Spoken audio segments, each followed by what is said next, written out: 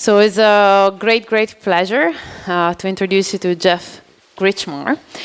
And let me read the nice introduction. So Jeffrey Krichmar is a professor of cognitive sciences and computer science at the University of California, Irvine. Before his academic career, he worked for 15 years as a software engineer on major projects such as the Patriot missile system and air traffic control. Since then, his research has focused on neurorobotics, embodied cognition, biologically inspired models of learning and memory, and the role of neural architecture in brain function. Please, a round of applause. Thank you, Julia. Jeffrey, I leave you the stage. All right, thank you, Julia, and thank you to the organizers for inviting me. It's been wonderful attending this meeting. It's really refreshing to see a great interdisciplinary meeting with different groups talking to each other.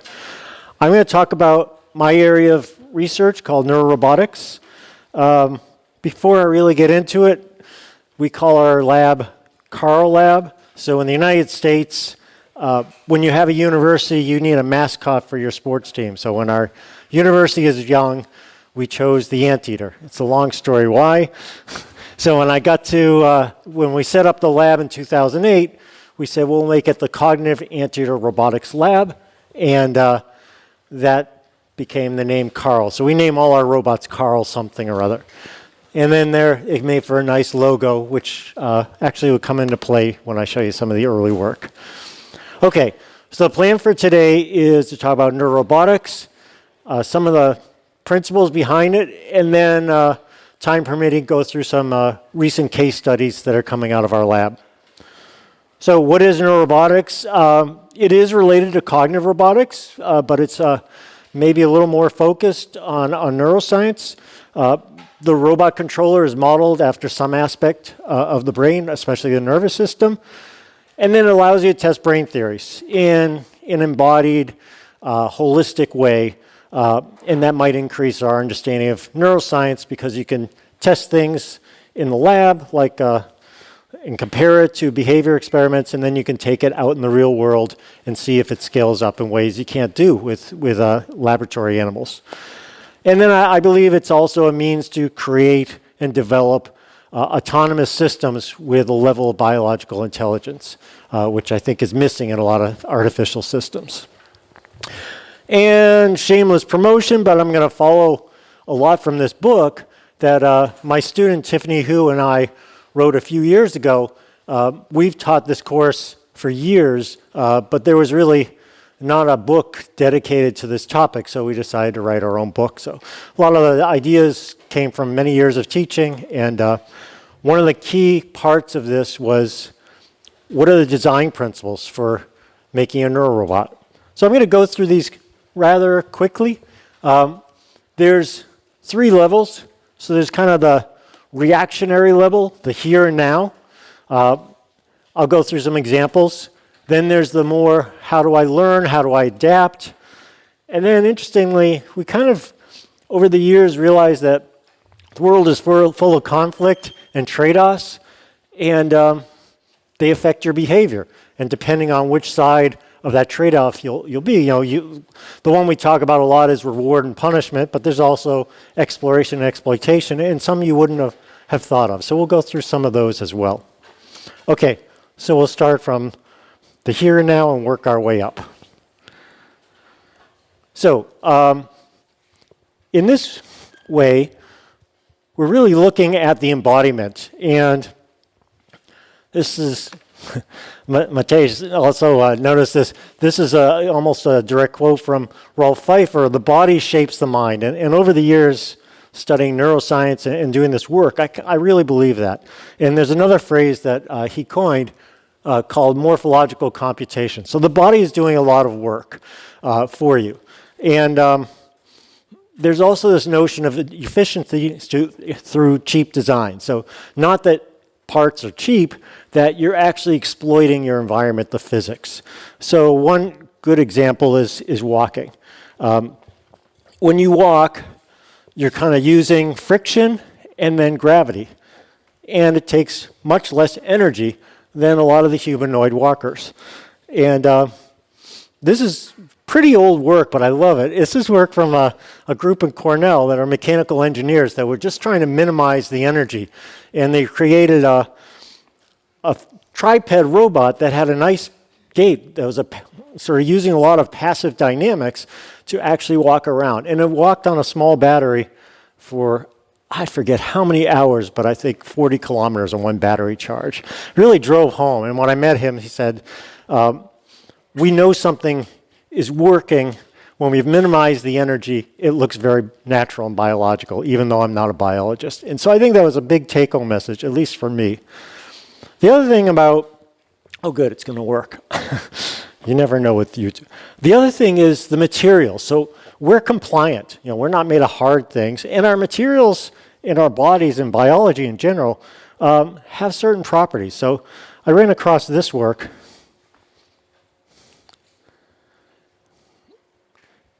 Let's see if I can jump ahead a little bit. There we go. This group was mimicking sticky tongues like in this chameleon. And you see with soft robotics, and it's not sticky, it actually has little fibers like a gecko leg, foot. And it's able to pick things up. So there's another example of morphological computation. And a lot of the energy is in the elasticity. Now, it's not just body parts that are taking advantage of physics. Those of us who do neuromorphic computing, have realized that the brain is incredibly efficient.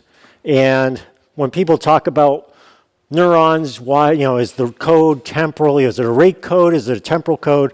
Well, I think the reason neurons spike is because it takes less energy, because it's event-driven, it's sparse activity, and then between the spikes, there's not much energy being used. And so groups like, I'll show you IBM's work, but Intel, in Manchester, Spinnaker, a lot of groups have leveraged this idea to make new computers that take far less power. So in this video, this is Tiffany, and this is a group of IBM engineers. This is their new True North, back in the time, this is Telluride, Colorado. This is their new True North neuromorphic chip from IBM, and it's strapped onto a robot with a piece of Velcro, which really scared me. It had never been used in a closed loop before. This is actually much steeper than it looks on the video. So we're going up and down a mountain trail, and there's a 100-foot drop-off. So there's a rope just in case this fell over, because this is millions of dollars in R&D. But it worked, and I turn off the sound because it's kind of colorful language, because everyone's but as a simple CNN to a controller, but what really got me about this and made me a believer was we ran it up and down this mountain trail and other mountain trails for an hour, and we're using the nickel metal hydride battery that was powering our robot, and it powered this chip, and it showed no signs, the battery showed no signs of running out. So really, that's another thing of how the brain and the body are really trying to minimize energy and do things as efficiently as possible. And that's the idea with cheap design. Okay. Another idea is this multitasking and event-driven idea. So I looked at this picture again today, and I used to say this is from sort of changed a little bit from Pfeiffer and Bongard's book, but the old way to study cognitive science was you sense, you think, you act. And I'd argue with artificial intelligence that's making a comeback.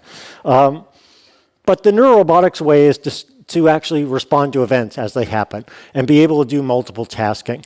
And the brain does that very nicely. And this is work by Tony Prescott's group. And they're modeling an area of the brain called the basal ganglia, which is the ultimate action selection in the mammalian brain, in the vertebrate brain. And they use a gold standard task, which is used for rodents, where they run around in a box and they stay to the edges and the corners because they're scared, but then after a while, they are comfortable and move around. So there's a lot of things going on here where their robot is trying to do the same thing, and it's got different actions it can take. Crossover in the middle, pick up a cylinder, find a wall, drop it off. And so it's deciding which action, depending on its sensory information, and it has some values for fear levels and hunger levels. Depending on the values of those, which kind of actions it should select. And the way it selects actions in the basal ganglia is it's actually through disinhibition. So everything's inhibited, and then you release the action. And actually, that's actually, in some ways, a more efficient way of doing it. Okay, that was very rapid through the here and now. Let's look at adaptive behavior. So there's three aspects to it. The first one is value systems. So you can think of value systems of what's good or bad or interesting. So we talk about reward and punishment. And there's other things, though. Curiosity, cost of doing an action, a lot of things with attention. Do I attend to something because it's surprising? Do I ramp up my attention because I'm in a noisy environment? What's interesting about these is many of them are regulated by neurotransmitters called neuromodulators, like dopamine and serotonin, and some you may not be as familiar with, like acetylcholine and norepinephrine. And they're all subcortical, and they have broad connections to the rest of the brain. Now, we wanted to model this idea, and this is the first Carl in our lab. And before I run it, you're looking at its visual system. Each little pixel is a neuron in its brain. It's right now they're tonically active, so it's light blue. When they become brighter, that means they're very active. This is its dopaminergic area, and this is its serotonergic area. And when I run this, when it sees a floor, it's learned that learns that red is something that is potentially costly and bad. So the serotonergic system comes on very rapidly, and it stays far away. As soon as it turns green, you see this rapid phasic response that's typical of neuromodulation that actually increases the signal-noise ratio and causes a real strong attention effect. So that's what value systems can do. They can see something salient, drive action, and it also boosts learning. And going on to learning and memory. So our brains allow us to learn very quickly. We can learn incrementally. We can learn over a lifetime continuously. We can learn with just a few presentations. And when we learn something, we don't forget what we learned before. And when we learn something, we are able to generalize how that fits in with other things we've learned. This is very different than a lot of AI systems. They have trouble with catastrophic forgetting. They have trouble with transfer learning. It's very active areas of research. They have trouble with generalizations of taking one skill and applying it to another. So these are things that our brains in biology, neurobiology does almost just seamlessly. So how is that? So one clue, if you look at episodic and declarative memory, there's this old idea that here we have the MTL, which stands for medial temporal lobe, and that is that it contains the hippocampus and some surrounding regions. That's really important for declarative and episodic memory.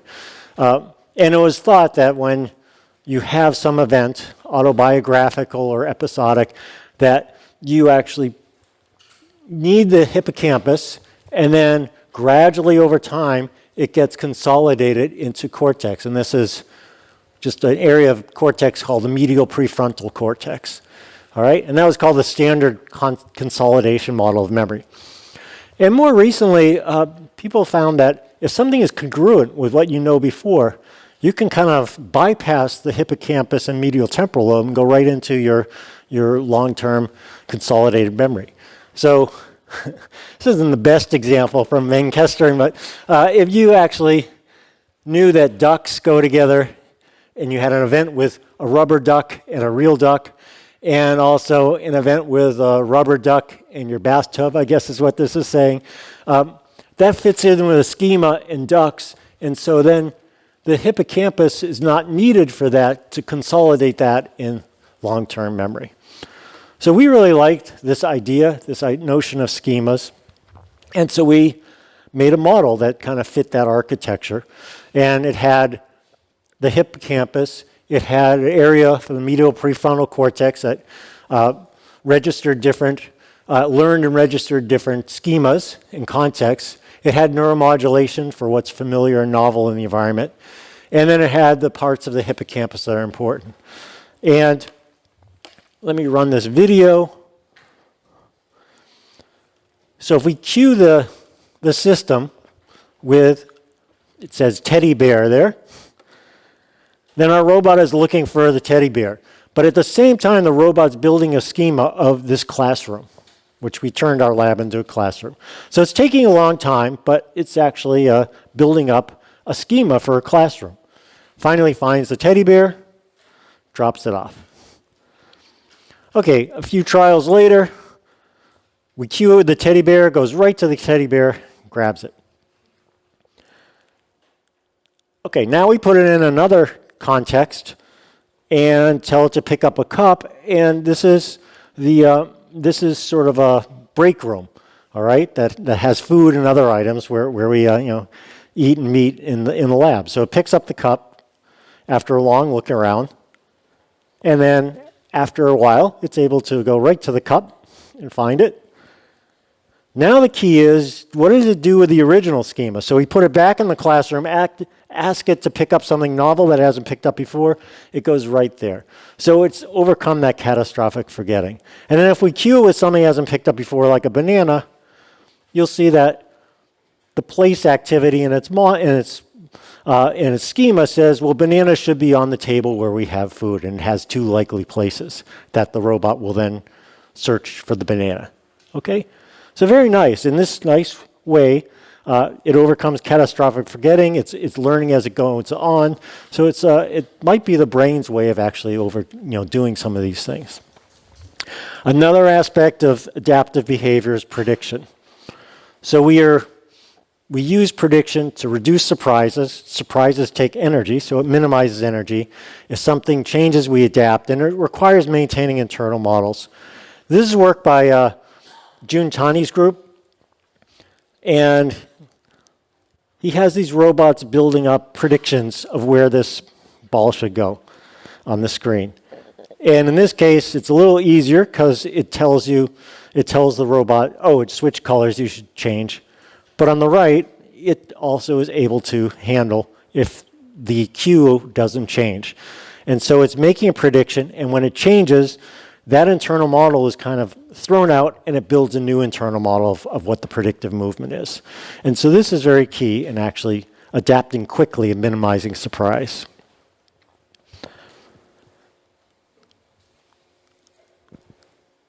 Okay, so the last group, and then we'll talk about some case studies, is the behavioral trade-offs.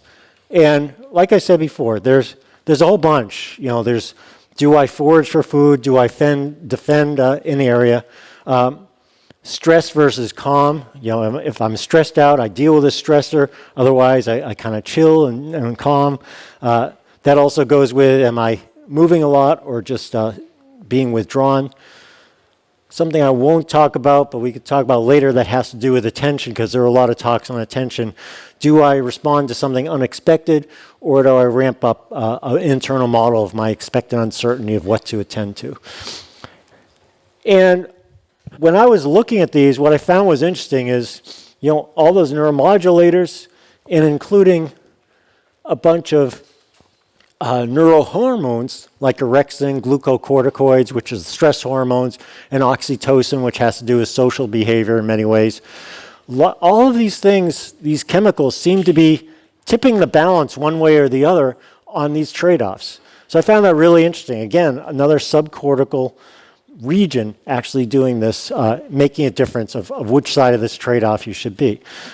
It's not that we're driven by these subcortical things. All these subcortical areas have top-down signals coming from your cortex to actually also regulate them. But it is interesting that these chemicals make a huge difference in people's and animals' behavior. Okay, so one example of this, and this is another Carl. Since it's on a Roomba, it's called Karumba. And let me just show you. So it's doing that standard task for the mice and the rats of the open field. So it's originally nervous. It's hovering around the edge of the environment. And then there's a charging station, so that's kind of its home nest. So now it's looking for the charging station. Now it seems comfortable at some point that this is a safe place. So it's going to make forays into the middle, just like the mouse would, and look at and investigate a novel object. All right, so what's driving the difference between what I call anxious behaviors, the wall following, and the going to the nest, and the curious behaviors, which is going in the middle of the environment or investigating a novel object. The anxious ones are driven by the level of serotonin in its artificial brain, and the curiosity is driven by the levels of dopamine in its artificial brain. So when we ran the experiments, we would turn the lights out and allow it to get comfortable, and then we'd flash the lights on and off very fast, and that would cause a stressor in the robot, if you will, just like it would in a mouse. And so then, it's hard for me to see, hopefully you can see this, it's anxious after those lights go on and off, so it's hovering around its home nest and the walls. Then about 60 seconds later, it starts to get curious, and the dopamine level starts to come up, and it starts to do these movements in the world, in the middle. So we can tweak this, because this is one of the powers of these methods, is we can, like experimentalists do, we can play with the artificial dopamine levels and serotonin levels. So if we tweak the artificial serotonin levels to be high, we've got now an overly anxious withdrawn robot. It just hovers on the sides and in the corner, all right? It never comes out, or barely ever comes out after that stressor of the lights. If we do the opposite, we increase the level of dopamine in its artificial brain. Now you've got this hyperactive robot. It's a robot on cocaine, if you will, obsessive compulsive. So it doesn't care that much about the stressor, and it's just constantly moving and going around. And what was nice about this is we could look at this data, compare it to data that was done by manipulations by scientists, and then we can take this and actually use it maybe as a control system for robots. Okay, so those are the kind of really rapid run through the design principles, and I'm going to go through some recent work that's come out of our lab in two different ways, but they follow these neurorobotic principles. And the first one has to do with path planning. So if I have a representation of space, which I now have roughly in this area, so I can actually get from my hotel to here without too much trouble, and I'm taking an efficient path, probably the first time I walked over here, I took a path more like this robot did. So path planning requires, reaction to obstacles immediately, and then also route planning over a period to pick an efficient path. And we'll talk about what that means by efficient path in our hands. So we wanted to we took two pieces of neurobiological evidence. One is hippocampal place cells and replay and preplay. So this is a typical experiment in spatial neuroscience, where you have a rat or a mouse running on a linear track, and as it runs, different place cells in its hippocampus, it's kind of like the GPS signal in your brain, go off, and if you put them in order, you can sort of say, here's the sequence, okay?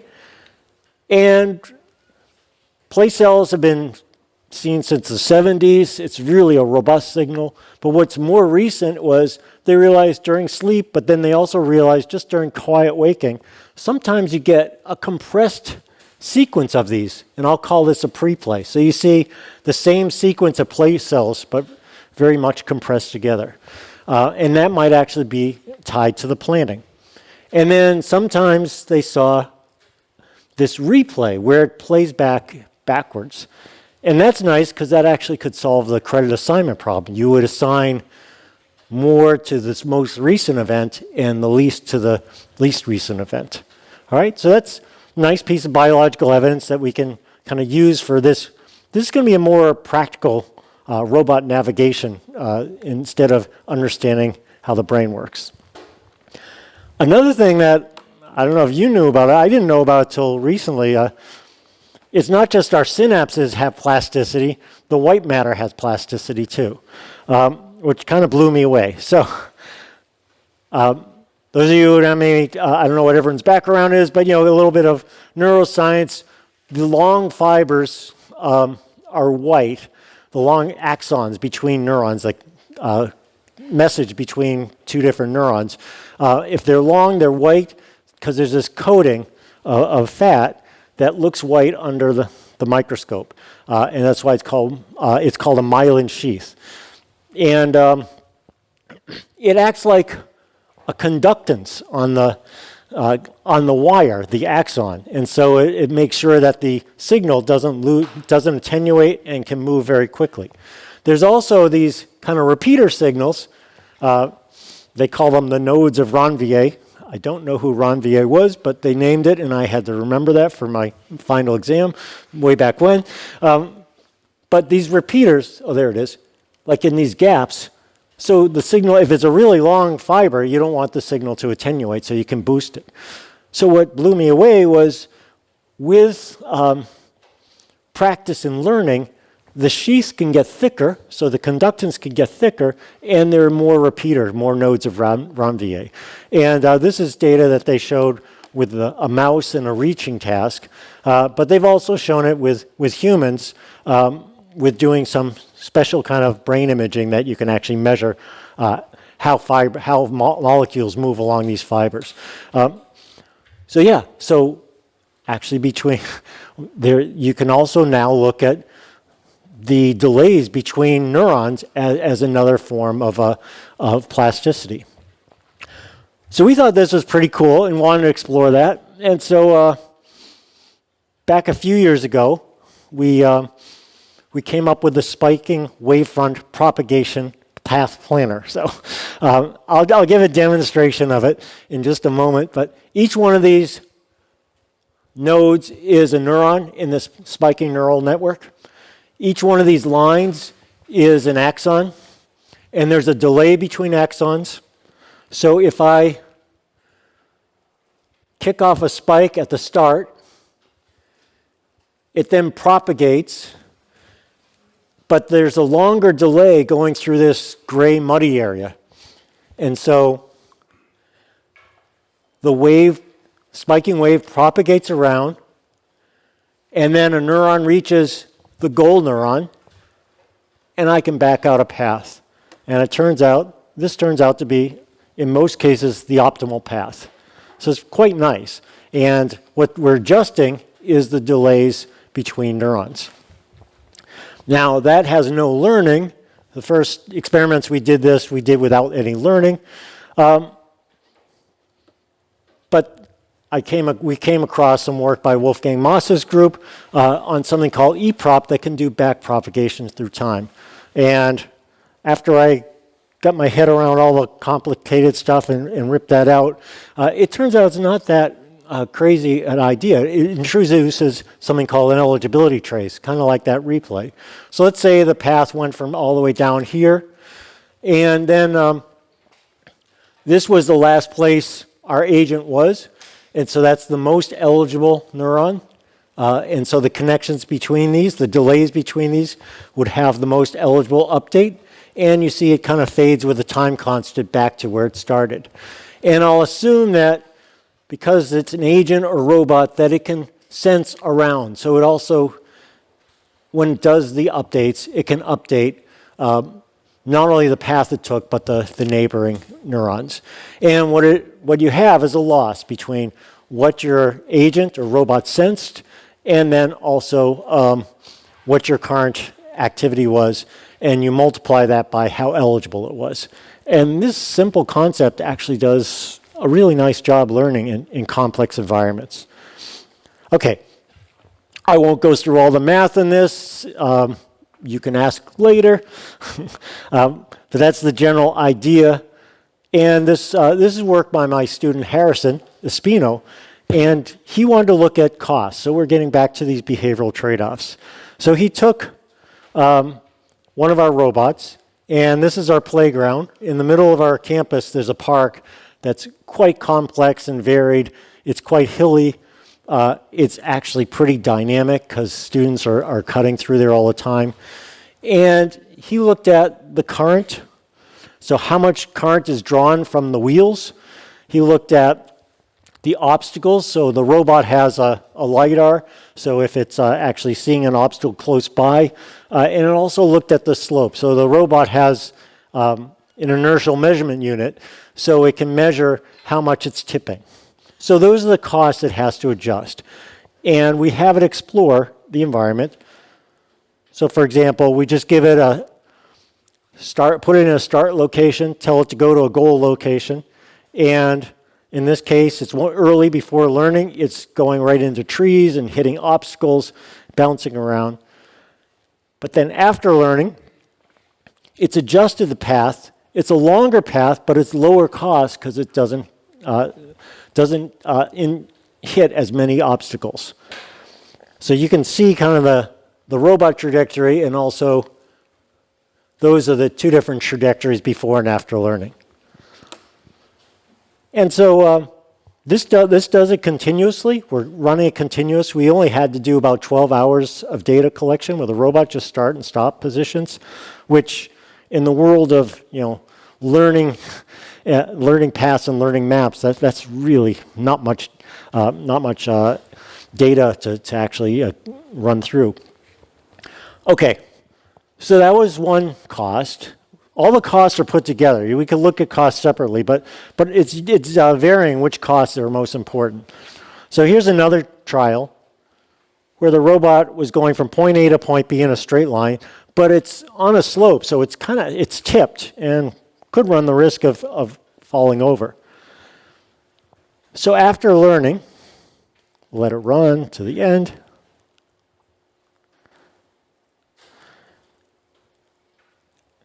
After learning, it went up the ridge along the nice flat flat area, and then down the hill. So it figured that out in just a few trials that to minimize the slope cost, it could actually do this. And so it took a different trajectory. And it also does rapid adaptation. So on one of the paths it's used to taking, we put some buckets. Robot had to go around the buckets, and on the very next trial,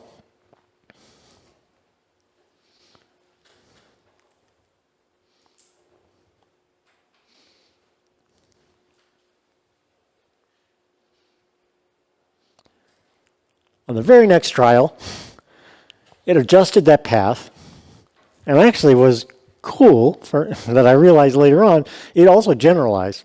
So it adjusted that path, went up that hill, along the ridge, and back down. All right, so that's one-shot learning. So I think this is really a powerful model, powerful tool for path planning, extremely lightweight compared to a lot of robot algorithms out there. And it follows the neurorobotic design principles. It's got an embodiment. It's actually experiencing the environment, putting that experience into its memory. It's learning what are the low-cost pathways, and it's considering trade-offs when making these paths. And it can do this continuously. It learns in just a few hours. It's operating in real time. And I think very important, because there's lots of good planning algorithms in robotics, it's in the spiking domain, so it can be run on neuromorphic hardware. In fact, it has been run on neuromorphic hardware by certain other groups. Okay, I'll go through this quickly, but I wanted to show a fun project that we've really kicked off, and then we can open up the discussion. I've become obsessed with cephalopods. So we've been talking a lot about the intelligence in this group over the last few days. We also know now that birds, especially corvids, crows, jays, are extremely intelligent, show all the cognitive behavior that we attribute to other organisms like primates. But a few people are now realizing that this group with octopus, cuttlefish, and squid are also showing a lot of smarts. And why cephalopods? Well, I become obsessed with this because they learn, but it's a different kind of intelligence. They're solitary animals. They only live a year or two, but they are incredible problem solvers. And they're invertebrates, so their brains are very different. So it's another form of intelligence that's quite different than the ones we're mostly studying. And they're incredibly cool. They do this amazing camouflaging, but with their skin, but they also use that to signal to predators, prey, and conspecifics. So we said, we got to do this. So I had a group of really ambitious undergraduates design a new robot as part of their engineering project. And we took a toy base, and then we designed our own shell and embedded it with LEDs, and did the electronics, they did, and put it in an experimental environment. Pretty basic reinforcement learning environment where it'll run around, and if it can pick up an object, that means it's something it can eat, that's prey. If it goes to so that's the blue cups.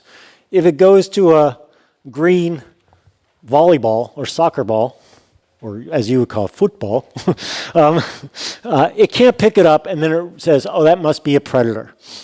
All right? And so it demonstrates this by its either grabbing something or staying away, but also by flashing its skin. So let me show you just the key behaviors one after another. So here it is about to eat prey, and cuttlefish will do this traveling wave pattern like you're seeing now to hypnotize its prey, and then once the prey is kind of stunned, it'll go and attack it. And it grabs that solo cup. Now, if it sees a predator, it can do one of two things. So it can back up, camouflage, and hide in that way. Or another thing they do is play dead. They blanch. They turn their skin white. And for some reason, that messes up the predator. So we put those in. And I would say the learning wasn't the important part. It was actually building this and actually showing the responses, the behavioral responses with the shell or its skin. But over time, for prey, it learned to eat the prey and not approach predators as if it was some kind of food. And for predators, it learned to, when it sees a predator, not to go anywhere near it, but instead to either camouflage or blanch. So it follows those, the appropriate behavior and the appropriate response with its both movement and its shell signaling. So that also followed the design principles. Dynamic shell, it's got this ability to prey, to grab things. Had a simple learning and memory, but it did the appropriate thing. And it had these trade-offs between hunting prey and avoiding predators and using its signaling. And I should say this is just the first step. We're gathering in after I get back to see what we can do in the next version of this. And some of the things that we'll include is the unique neuroanatomy of these cephalopods. And we are working with a group that actually is doing brain imaging of octopus and cuttlefish. And then also, these things are in the water, they're compliant, and we're going to make maybe one of my first forays into soft robotic components, because I think that's key to how it behaves. All right, let me wrap up. We're all probably looking forward to dinner, so following these principles can lead to cognitive machines. I really, truly believe this. It'll give us a better understanding of what is intelligence, improving autonomous systems, I would say for this group, it's not just about the robotics. You can kind of think of these design principles, applying it to your work in development or the type of robotics or modeling you're doing. Though I do feel very, very strongly about the embodiment component. And these are the people that have done the work over the years. We had a nice little reunion about a year ago. And thank you for your attention.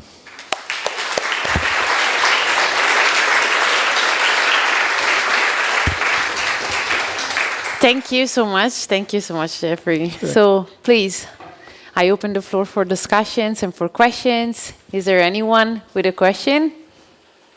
Yeah, thank you so much.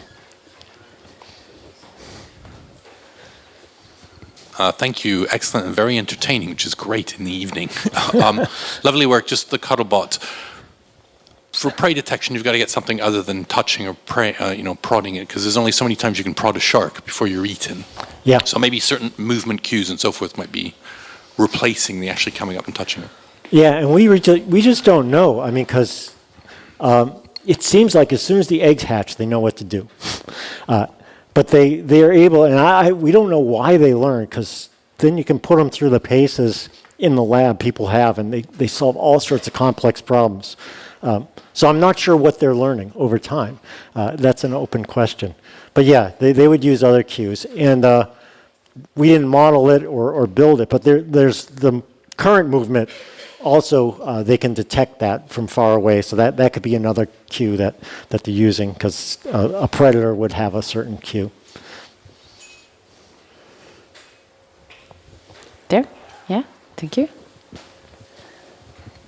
Yeah, thanks. That was really, really cool. Well, so some of the models had sort of these very simple neural networks that had, say, a topology, and then based off the topology, it learned rather than, say, like a cost function learning. Is there like thoughts around the topology or like simplicity of a network versus complexity, something along those lines? Yeah, good question. My postdoc advisor used to ask a question. We were around the room with a group, and he'd say, like, if I held a gun to your head, what's the most important part about the brain? And people would say, neuron. I know, isn't it nice? Makes you feel warm and fuzzy. But I always thought the neuroanatomy was the most important. That the neuroanatomy is really functional, and the way the brain is wired, and that's why I'm really fascinated by the cephalopod, because the brain's wired differently, but it still shows a lot of this intelligence that I think is really key. And you can think about, like, if you have a stroke and you affect some of that anatomy, you really are, disabled. Whereas, I showed you with the chemicals, you can tweak a lot of chemicals, both on purpose and not, that actually you're still able to function. So I really think topology, and I think that's really missing from a lot of neural net systems, and especially what we call AI now. Have you found an interaction between that and neuromodulators at all? Oh yeah, well, I could go on and on about neuromodulators, and the anatomy for that is very specific and interesting. Yeah. Yes? There, Noemi? Oh, there's one up here, I think. There's, okay, let's go. Yeah, first okay, with you. Thank you so much for a really interesting talk. I guess my question actually works quite well off of that, mainly focusing around when you have sections of the brain, such as the basal ganglia, there's so many different effects in it. I mean, the base focus, yes, but you also have effects from estrogen and dopamine. How do you actually choose to isolate the effects of those neuromodulators within different regions of the brain, especially with things like dopamine or serotonin, which have so much interconnectivity? Yeah, I mean, that's a great question. I don't have a ready answer. One thing we're able to do with modeling is do multiple ones, because most of the studies I looked at, it's really hard. We'd do one or two at a time. And then, serotonin, I mean, that's really, there's all these different receptor types. There's just so many levels of complexity. So you do have to choose, depending on what the problem is you want to look at, and also the data set that you're actually using to actually model and compare against. But yeah, it's really, it's complex. Yeah, exactly. So we had another question here. So once again, thank you for the wonderful talk. Really enjoyed it. I think I'm going to open a kind of worm here, so hope it don't get too far away, because it's a discussion we had with a bunch of people on the first day of the conference, which is like how close to say, neural anatomy do you think we need to go to have this kind of intelligence we're looking for? Like, at which functional level do we need to stop, or we can stop? How much neurorobotics is too neuro or too little neuro for that? Yeah, I mean, it's another great question. It kind of follows up on this. I just don't think you can do as much with a feed-forward thing, but it depends on the problem. Like, it was a pretty simple neuroanatomy for the path planning algorithm, for example. I will say when I started out in this, we wanted to throw everything we could, especially we had an early hippocampus model I didn't talk about, but that we talked with the neurobiologists and put everything we could. And it was getting to the point where it was hard as a real brain to deal with. And so that's a problem. So you really have to think about what is the level, but I do believe just having a feed-forward network and calling it, this is the visual system, or this is not fair. On the other side, we've done things like variational autoencoders, which was kind of feed-forward, but then we were able to look at the latent variables and say, oh, these look like place cells, these look like so there's some value to that, but that was not a study to study the, make an artificial brain necessarily. But yeah, I think you need some anatomy in there, but it depends what problem. And what I usually do, it's one of two ways. I want a behavior, I look at what's the gold standard, and then what are people recording from, what areas I should put those in, and then whatever support, the ins and outs. Or I want to study this brain area, so let me put enough anatomy. I have to run it in real time because I want to do robotics. I believe that I have to, it can't be in simulation. And so then I say, all right, what are the gold standard tests when I'm looking at this, people looking at this brain area? So then I do the ins and outs for that. That's sort of our way, but it's sort of an art still. Any other question? Then I will go with my question. So, so I work with saliency in vision for many years by now, and I always wonder about saliency. And I was trying to understand and trying to think, how do we implement, or what's going on in our brain in terms of saliency with memory? Like, how do we select things and pick things to be remembered and not remembered? Yeah, it's a good question. So. When I worked with someone named Andrea Chiba, University of California, San Diego, and she hated the terms top down and bottom up. So she would say stimulus driven, so that drives your salience because you get the stimulus and you look, and then goal driven, attention. And both of those were attention. And the stimulus driven was driven by salience or surprise.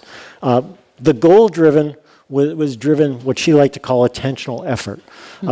So we spent a lot of time doing, and let's see, Peter, Diane, and Angela Yu coined it as, in another way, unexpected uncertainty and expected uncertainty. So that was one of the trade-offs I talked about.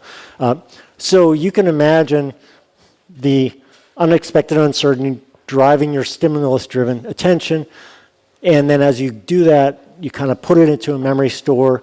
And then when you have a goal-driven attention and you have some expected uncertainty, you then know where I should look and how hard I should look is another thing. That's sort of my hand-wavy response to that. The stimulus-driven is a way of gathering information. The goal-driven is a way of basically using that internal model prediction of where I should focus my attention on.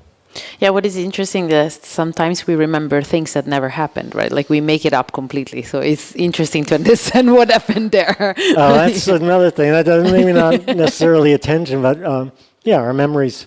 Well, we at UC Irvine, one of my colleagues is Beth Loftus, and so anytime you bring back a memory, it changes slightly. Yeah. And so you can also kind of put.